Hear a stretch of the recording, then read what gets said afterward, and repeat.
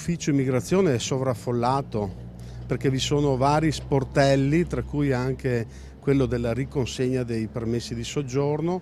lo stanzone che ospita nella quotidianità circa 250-300 soggetti che poi richiedono i permessi e altra documentazione, è una situazione veramente insostenibile. Al collasso, il sindacato di polizia non trova altro termine per descrivere la situazione dell'ufficio immigrazione preso d'assalto quotidianamente da centinaia di persone, stipate in spazi ridottissimi al piano terra dello stabile della squadra mobile a fianco della questura. Ma non è solo alla questura che si rivolgono gli agenti, che chiamano in causa anche il comune e il primo cittadino Sergio Giordani per quello che oramai rischia di diventare un problema di sicurezza. Abbiamo chiesto anche all'amministrazione comunale, al sindaco Giordani, una attenta valutazione, perché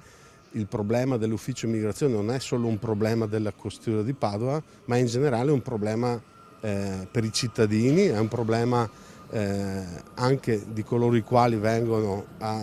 e accedono all'ufficio, è un problema di ricezione, è un problema di sicurezza per Padova. La questura denuncia il SAP è diventata inadeguata per i cittadini, in alcuni casi come questo anche per l'attività di chi ci lavora, e Padova rimane l'unica provincia del Veneto che non ha ancora visto la costruzione di una nuova questura. 150-300 soggetti che tutti i giorni accedono ad un ufficio di polizia, potrebbero accadere delle situazioni che poi vanno anche a compromettere la stessa sicurezza dei poliziotti.